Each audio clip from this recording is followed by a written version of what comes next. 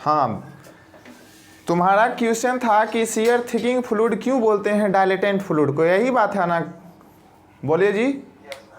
Dilatant fluid को हम shear thickening क्यों बोलते हैं, अच्छे से समझ लो। डायलेटेंट फ्लूइड,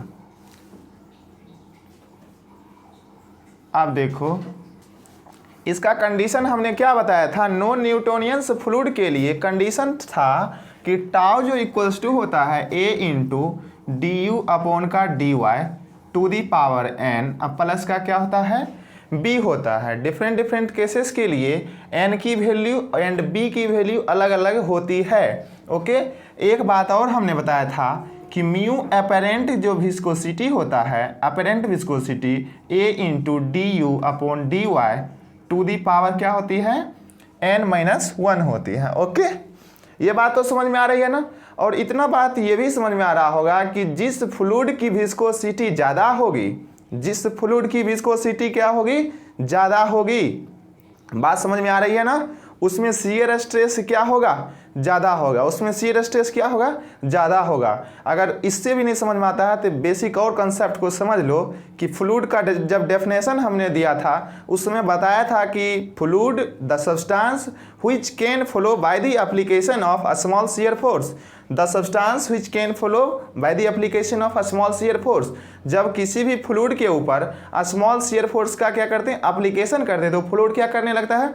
फॉलो करने लगता है। जब फॉलो कर जाता है तो हम समझ जाते हैं कि मेरा क्या है? वो फ्लूइड है। अगर वो फॉलो नहीं करता तो अदरवाइज हम समझते हैं मेरा फ्लूइड वो नहीं है। तो शियर फोर्स जितना ज़्यादा होगा उतना ही उसका क्या होगी? विस्कोसिटी ज़्यादा होगी। क्यों? क्योंकि अगर हम वाटर को ले लेते हैं, वाटर को हमको फॉलो करवाने के लिए ज़्यादा शियर फोर्स की आवश्यकता होगी रिक्वायर्ड, या फिर कम फोर्सेस की एज कंपेयर टू अगर मरकरी ले लेते हैं, मरकरी को रख देते हैं, या फिर एक हनी ले लेते हैं। दो ही हम कंपेयर करते हैं, हनी एंड वाटर को। चलो इतना तो समझ में आता है। हनी एंड वाटर को, हनी को फॉलो कराने में ज़्यादा फोर्स की रिक्वायर्ड होगी या फिर वाटर को फॉलो करवाने में ज़्यादा फोर्स की रिक्वायर्ड होगी? बोलो देवज्योति, किस में लगेगा? हनी को लगेगा। इसका मतलब जिसमें शियर स्ट्रेस ज़्यादा लग रहा है उसमें क्या हो रहा है? ज़्यादा विस्कोसिटी है। और हम पहले से जान रहे हैं कि honey is highly viscous than water.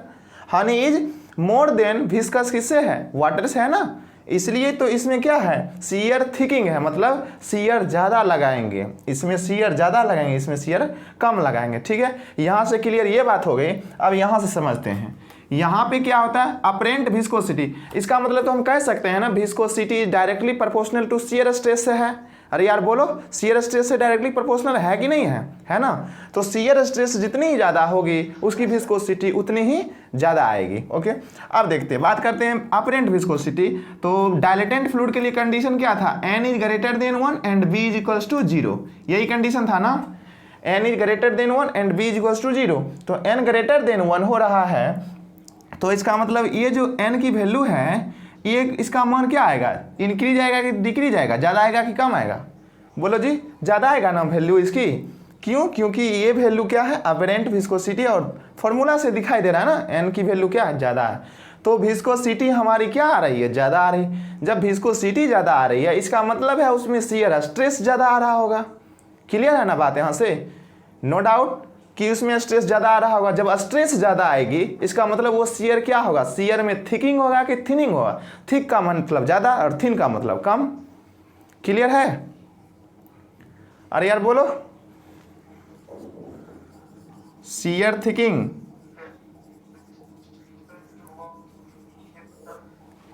Clear हुआ डाउट? क्या सबका क्लियर हुआ डाउट? अगर डाउट क्लियर नहीं हुआ तो मैं फिर से बता दूंगा, लेकिन आई थिंक क्लियर हो जाना चाहिए। फिर से बताएं? अच्छा ठीक है, मैं एक बार दोबारा से फिर से रिपीट कर रहा हूँ, डोंट वरी। देखो, शियर थिकिंग फ्लूइड जो होता है, थिकिंग मतलब एज ए नेम सजेस्ट, इसका नाम ही क्या कर रहा है? सजेस्ट कर रहा है कि शियर स्ट्रेस इसमें क्या होगी? ज़्यादा होगी। शियर स्ट्रेस क्या होगी? ज़्यादा होगी। अगर शियर स्ट्रेस ज़्यादा हो रही है इसका मतलब क्या है? उसको फ्लूइड को फॉलो कराने के लिए हमें ज़्यादा फोर्स की रिक्वायर्ड होगी कि नहीं होगी? अगर शियर स्ट्रेस ज़्यादा है इसका मतलब वही फ्लूइड को फॉलो कराने में ज़्यादा शियर स्ट्रेस की आवश्यकता होगी जिसमें ज़्यादा विस्कोसिटी होगी, विस्कोसिटी क्या होती है? एक प्रकार का इंटरनल रजिस्टिंग अपोजिंग फोर्स है जो कि किसी भी फ्लूइड के बिटवीन लेयर के एडजेसेंट लेयर के बीच के मोशन को क्या करती है? अपोज करती है। इसका मतलब विस्कोसिटी ज़्यादा है तभी तो जाने से रोक रहा है। अगर विस्कोसिटी कम रहती तो जाने से रोकता? नहीं रोकता। इसलिए विस्कोसिटी ज़्यादा है, इट मीन्स कि शियर स्ट्रेस ज़्यादा है, और शियर स्ट्रेस ज़्यादा है तो उसको क्या बोलेंगे? शियर थिकिंग बोलेंगे। ये फंडामेंटल कंसेप्ट है जी, बिल्कुल ईजी है। अगर कम रहेगा तो उसको क्या बोलेंगे? शियर थिनिंग बोलेंगे। सूडो प्लास्टिक के केसेस में यहाँ पे एन की वैल्यू क्या हो जाती है? लेस देन 1 हो जाती है। क्या होती है? लेस देन 1 हो जाती है। अब किसी भी चीज़ का पावर अगर लेस देन 1 करते हैं तब तो उसकी वैल्यू बहुत क्या आ जाएगी? कम आ जाएगी ना। कम आ जाएगी, इसका मतलब डिक्रीज हो रही है। डिक्रीज हो रही है तो उसको हम क्या बोलेंगे? शियर थिनिंग फ्लूइड बोलेंगे। कैसा फ्लूइड बोलेंगे? शियर थिनिंग फ्लूइड बोलेंगे। डेफिनेशन में हम बताए थे कि शियर थिक डायलेटेंट फ्लूइड जो होता है वो क्या होता है कि if the apparent viscosity is increased, apparent viscosity increases with the rate of deformation या वेलोसिटी ग्रेडियंट। जैसे जैसे वेलोसिटी ग्रेडियंट बढ़ रहा है वैसे वैसे इसका क्या हो रहा है? अपरेंट विस्कोसिटी इंक्रीज हो रहा है। अपरेंट रेट ऑफ डिफॉर्मेशन क्या बोला? du/dy, ये बढ़ेगा तभी तो ये बढ़ेगा जी। समझ में आ रही है कि नहीं? ए तो क्या है? कांस्टेंट है ना। ए क्या है मेरा? ए कांस्टेंट है, यही तो वेरिएबल है। एन की वैल्यू जैसे जैसे वेरी करेगा du/dy की वैल्यू क्या करते जाएगा? वेरी करते जाएगा, फ्लक्चुएशन आते जाएगा, और फ्लक्चुएशन आएगा तभी जब एन की वैल्यू चेंज होगी। तो यहाँ से क्लियर है ना, एन की वैल्यू कम होगी तो इसकी वैल्यू कम आएगी। इसका मतलब है कि म्यू अपरेंट कम होगा, और जिसमें विस्कोसिटी कम होगा उसको शियर थिनिंग बोलेंगे। आई होप कि क्लियर हो गया होगा आप लोगों को। ठीक है, चलिए नेक्स्ट हम बात कर रहे थे वेंचुरी मीटर ना। अब वेंचुरी मीटर के ऊपर हम डिस्कस करते हैं। हाँ, बर्नौली क्वेश्चंस के ऊपर हम डिस्कस कर चुके थे आज के वीडियो में। सॉरी, कल ही बात किया था ना मैं। वेंचुरी मीटर को हम डिस्कस कर चुके थे, और क्या कहाँ तक कर चुके थे? वेंचुरी मीटर की जो डिस्चार्ज कोफिशिएंट होती है वो 0.96 से 0.8 तक वेरी करता है। फ्लक्चुएशंस होती है ना 0.96 से 0.98 तक।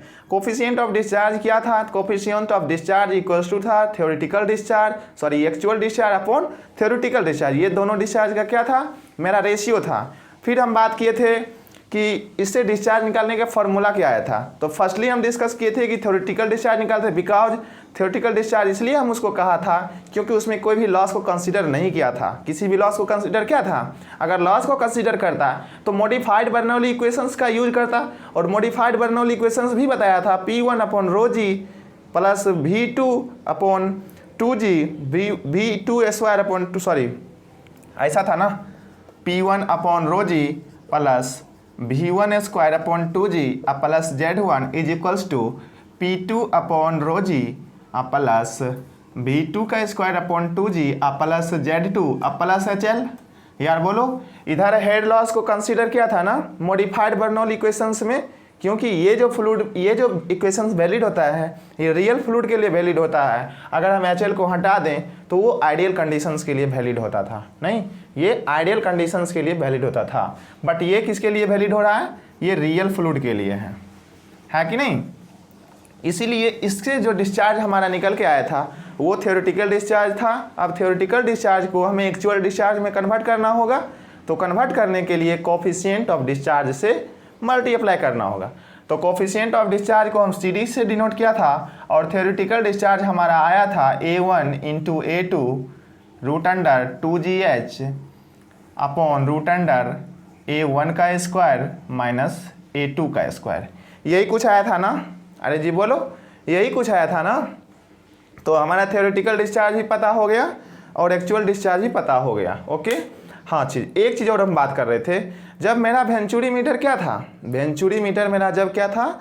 हॉरिजॉन्टल था। मैंने कल बता रहा था कि P1/ρg प्लस Z, इसको हम क्या बोलते हैं? पीजोमेट्रिक हेड बोलते हैं। इसको क्या बोलते हैं? पीजोमेट्रिक हेड बोलते हैं। बट हमारा जो इस केस में आता है वो पीजोमेट्रिक हेड का डिफरेंस वो H नहीं है, वो प्रेशर हेड का क्या है? डिफरेंसेस है। H जो है मेरा क्या है? कल हम लिखाए भी थे। ये क्या है? इसको अच्छे से समझना, इसी में कन्फ्यूजन होगा। प्रेशर हेड डिफरेंस, ये क्या है जी? Pressure head difference. Pressure head difference इसलिए कहा जाता है क्योंकि जब मेरे वेंचुरी मीटर क्या है, हॉरिजॉन्टल है। जब वेंचुरी मीटर हॉरिजॉन्टल रहेगा तो डेटम हेड तो सेम ही होगा ना जी। जब वेंचुरी मीटर इंक्लाइंड रहता तब हमारा डेटम हेड जो है डिफरेंट आता एट डिफरेंट सेक्शंस के लिए। बट मेरा वेंचुरी मीटर हॉरिजॉन्टल है, so in this case datum head at section 1-1 will be equal to datum head at section 2-2। मतलब जो सेक्शन 1-1 का जो डेटम हेड होगा वही सेक्शन 2-2 का भी डेटम हेड होगा। कैसे होगा तो मैं फिगर बना के भी आप लोगों को संतुष्ट करा देता हूं, ठीक है। अब देखो कि यही तो आपका वेंचुरी मीटर था कल, वेंचुरी मीटर यही तो था। अरे जी बोलो, यही था ना, है कि नहीं? यही मेरा वेंचुरी मीटर था। अब देखिए मेरा हॉरिजॉन्टल है, वेंचुरी मीटर कैसा रखा हुआ है, इसका ओरिएंटेशन जो है हॉरिजॉन्टल है। जब वेंचुरी मीटर का ओरिएंटेशन हॉरिजॉन्टल है तो डेटम हेड किसी फिक्स डेटा से लिया जाता है। ये तो क्लियर है ना, डेटम हेड किसी फिक्स डेटा से लिया जाता है, डेटम से लिया जाता है। सपोज दैट यहाँ से इसके सेंटर तक की, ओके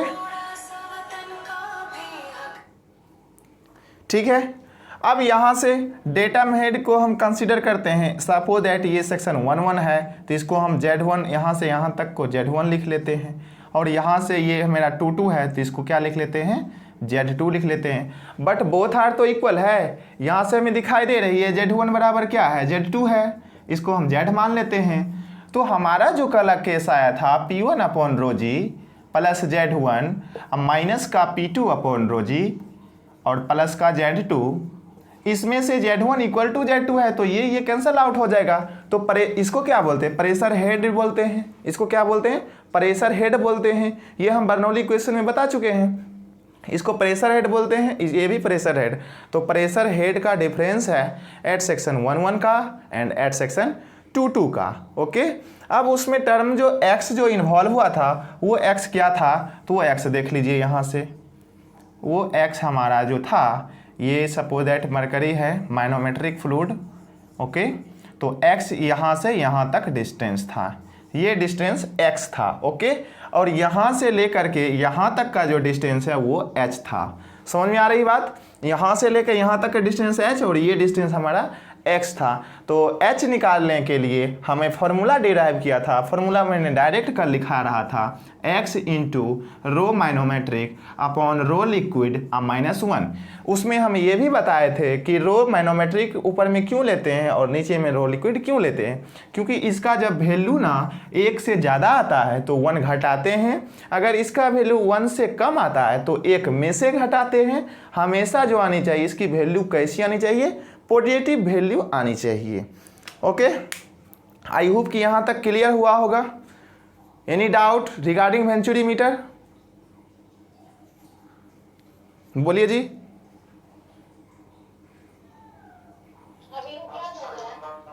क्या हुआ?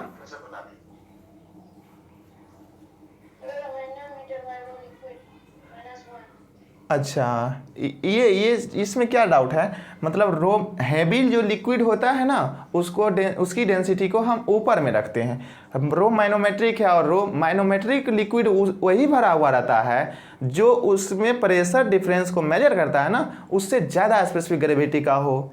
ये तो हम प्रेशर मेजरिंग डिवाइस में भी बता चुके हैं। माइनोमेट्रिक फ्लूइड कैसा भरा हुआ रहता है, वैसा लिक्विड जिस लिक्विड का प्रेशर मेजर करते हैं उससे ज़्यादा स्पेसिफिक ग्रेविटी का हो तभी तो वो नीचे आएगा। अगर कम स्पेसिफिक ग्रेविटी का रहेगा तो वही ऊपर चला जाएगा, तो हमारा क्लियर मेजर नहीं हो पाएगा। क्लियर है ना? अच्छा, यहाँ पर हम माइनोमीटर क्यों लगाए माइनोमीटर इसीलिए लगाए क्योंकि माइनोमीटर लगाएंगे तभी तो हमें प्रेशर हेड डिफरेंस पता चलेगा। प्रेशर हेड कैसे निकाल पाएंगे, वो तो माइनोमीटर से ही निकाल पाएंगे।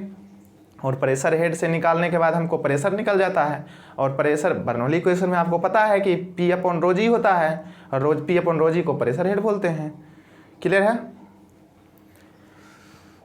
ओके, आई थिंक यहाँ तक क्लियर होगा। अब हम इसके कंपोनेंट डाटा के बारे में लिखेंगे कि इससे रिगार्डिंग कौन कौन से डाटा के बारे में हमसे पूछा जाता है एग्जाम में, और कौन सा कंपोनेंट कितने का होता है, वो सारी बातें अभी हम क्लियर करेंगे। ठीक है, नोट डाउन करेंगे। ठीक है, चलिए।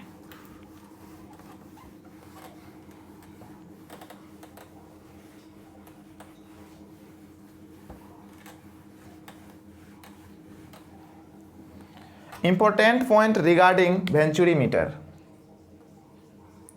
Important point regarding venturi meter. Venturi meter के रिगार्डिंग इंपॉर्टेंट पॉइंट की हम बात करते हैं। क्लियर है, क्लियर है ना। देखिए फर्स्ट है losses in venturi meter is less, पहले लिख लेते हैं, हालांकि इसको बाद में समझेंगे।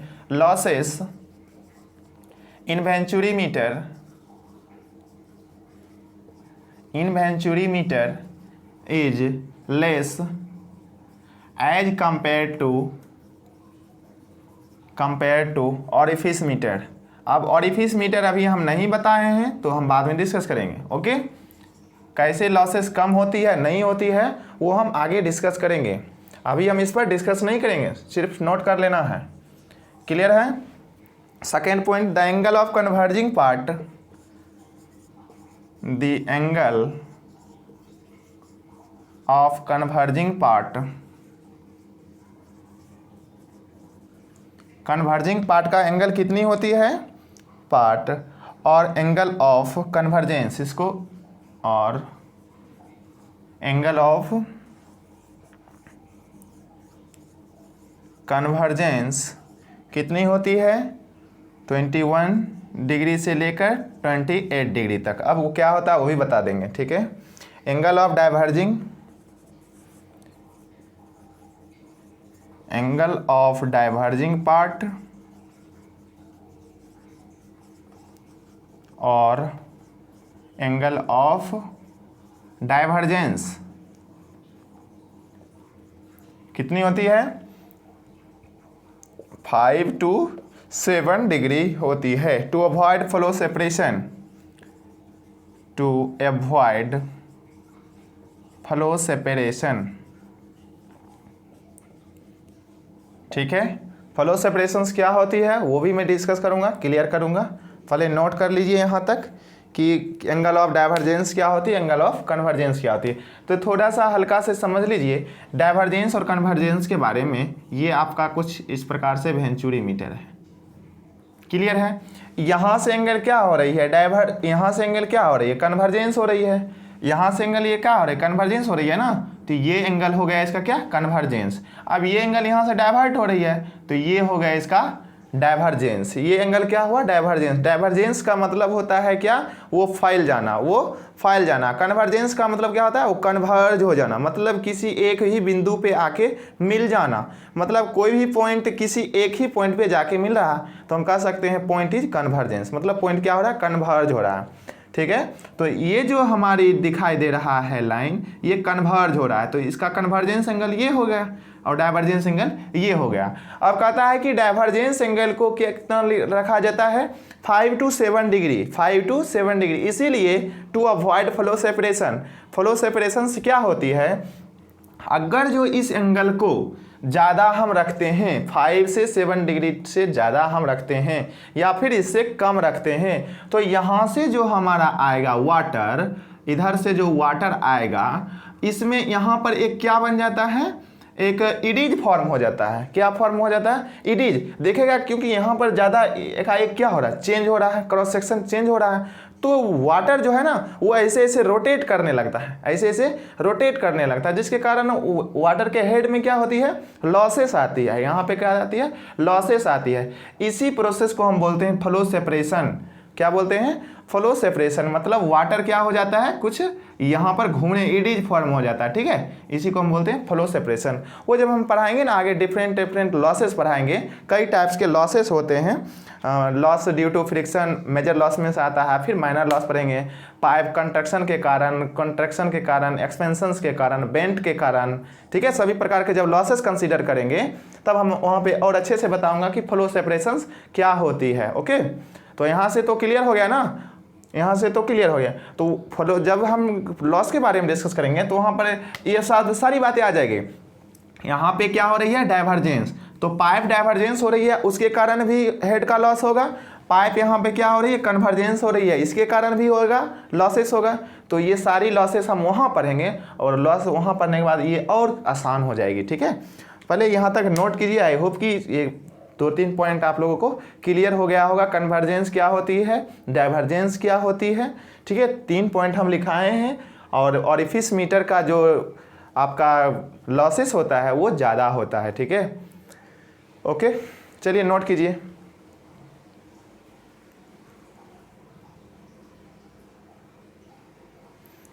बोले तो ये ऑरिफिस मीटर हम पढ़ाएंगे आगे। ऑरिफिस मीटर से भी हम क्या मापते हैं, डिस्चार्ज को मेजर करते हैं। Orifice meter is also discharge measuring device, वो तो हम कल ही बात कर चुके हैं। पीटर ट्यूब से वेलोसिटी मापते हैं। पीटर ट्यूब से क्या मेजर करते हैं, वेलोसिटी मेजर करते हैं। और वेलोसिटी मेजर कर लिया और एरिया हमारे पास अवेलेबल है, तो डिस्चार्ज बराबर A इंटू V। क्लियर है। डिस्चार्ज मेजर कैसे करते हैं, एरिया इंटू का वेलोसिटी, एरिया इंटू का वेलोसिटी, हमारे पास डिस्चार्ज आ जाएगा। क्लियर है।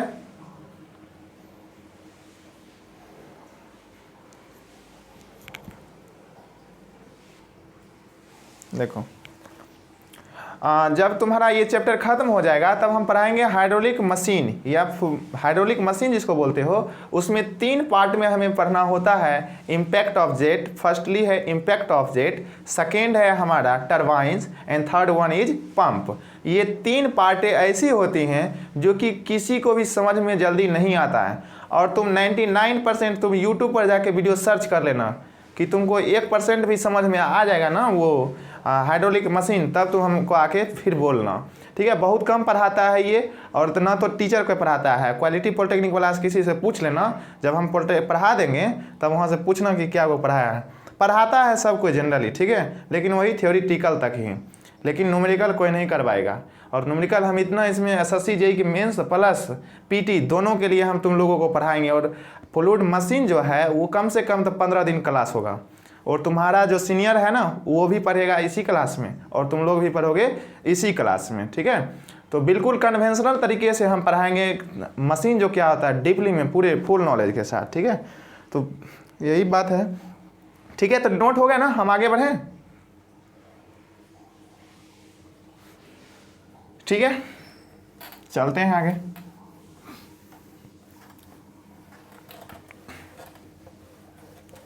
कितने मिनट टाइम और रह गए हैं आप लोगों के पास?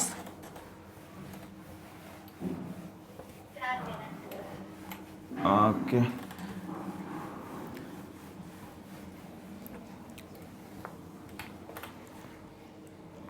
लिखिए नेक्स्ट पॉइंट, लिखिए तीसरा है, चौथा है ना, length of converging part,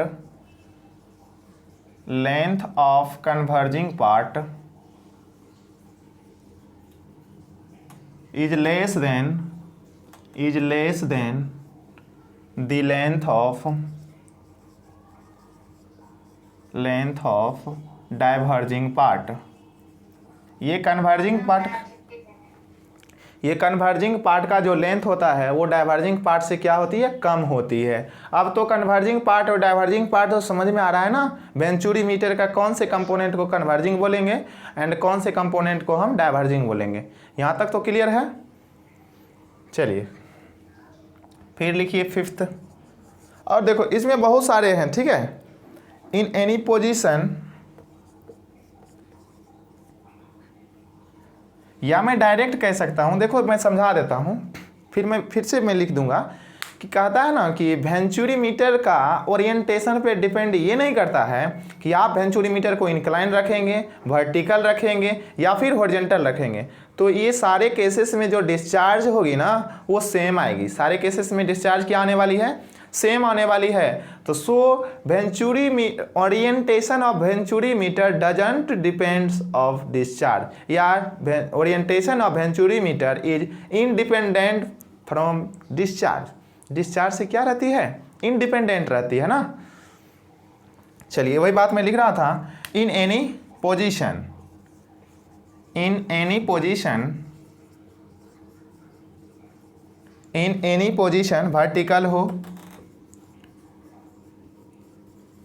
horizontal हो या फिर इंक्लाइंड हो, हॉरिजॉन्टल हो, वर्टिकल हो या फिर इंक्लाइंड हो, venturi meter gives same reading. Venturi meter gives same reading, ठीक है ना। वेंचुरीमीटर में कमी नहीं आएगी डिस्चार्ज में, या फिर कोई भी चेंजेस देखने को नहीं मिलेगी इन एनी केसेस, ठीक है। इसे भी नोट कर लीजिए।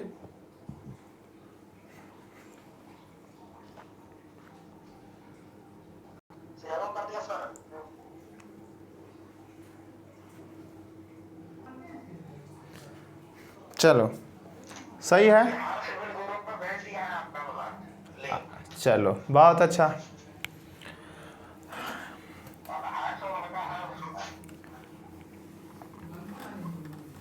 हम आगे बात करते हैं।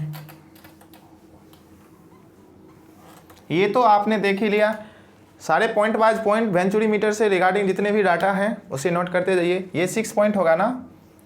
लेंथ ऑफ डाइवर्जेंस जो होती है, लेंथ ऑफ डाइवर्जेंस वो इक्वल होता है 3 से 4 L के बराबर, 3 to 4 times of L। Here L क्या है, तो L is equals to length of convergence, length of convergence, okay. L क्या है, लेंथ ऑफ कन्वर्जेंस है। बात समझ में आ रही, इसलिए मैंने पहले नोट किया था कि length of convergence is less than the length of divergence. Clear है ना, length of convergence is less than the length of divergence. Clear है ये बातें। अब नेक्स्ट, कोफिशिएंट ऑफ डिस्चार्ज की जो वैल्यू होती है 0.96 to 0.98, यही होता है ना जी, यही होता है ना। चलिए फिर 8 पॉइंट है मेरा, diameter of throat, diameter of throat. Diameter of throat जो है वो थ्रोट को dt से लिखते हैं d1/3 to d1/2। क्लियर है। अब ये d1 क्या है, तो d1 बराबर होता है diameter of pipe, diameter of pipe, okay. यहाँ तक क्लियर है। ये सारी बातें रिगार्डिंग जो है वेंचुरीमीटर्स है, वेंचुरीमीटर्स में इतने सारे डाटे क्या होते हैं, यूज किए जाते हैं, ये सारे डाटे। तो आई होप कि ये सारे डाटे समझ में आया होगा वेंचुरीमीटर से रिगार्डिंग, कि कौन से डाटा का कहाँ यूज होता है, कौन सा कंपोनेंट कितने के लिए डिजाइन किया जाता है, ओके। समझ में आ गई। और क्यों करते हैं, किसी को इंक्रीज करते हैं, किसी को डिक्रीज करते हैं, इसका कारण भी बता दिया था ना। लेंथ ऑफ डाइवर्जेंस एंगल जो होता है वो 5 to 7 डिग्री लेते हैं, बिकॉज वहाँ पे फ्लो सेपरेशन को क्या करनी होती है, अवॉइड करनी होती है, फ्लो सेपरेशंस को हमें कम करनी होती है, ओके। क्लियर है ना। चलिए नोट कर लीजिए।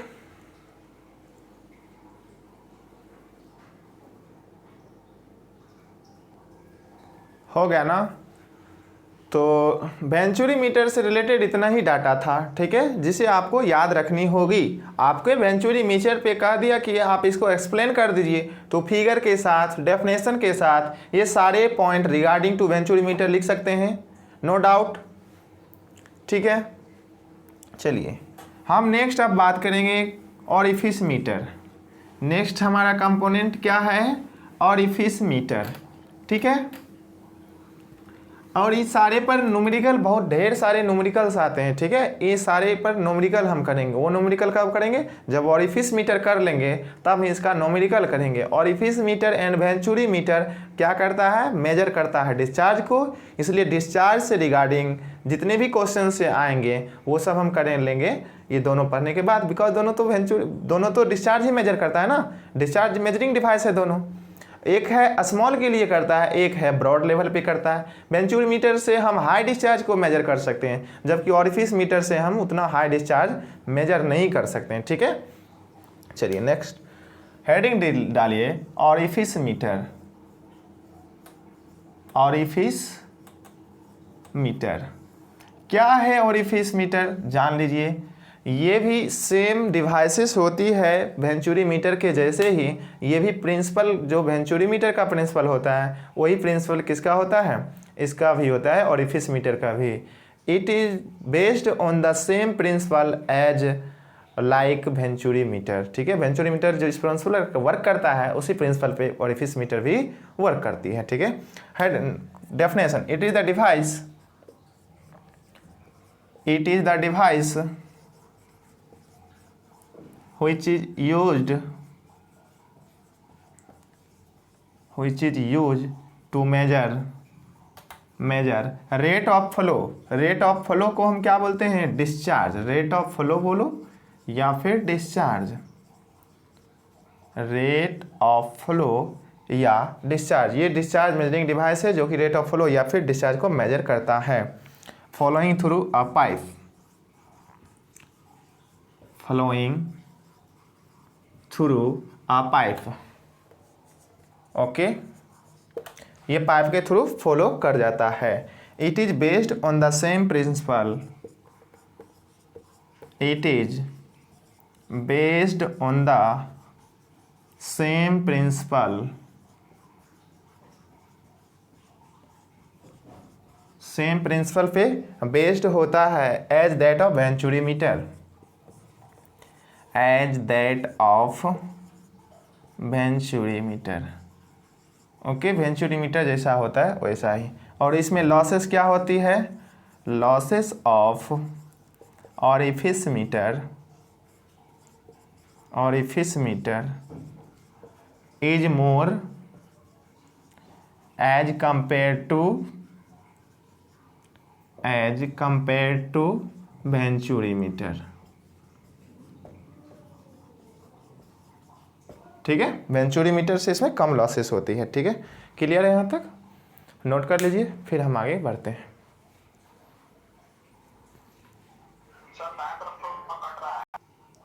हो गया? चलिए नेक्स्ट हम बात कर लेते हैं।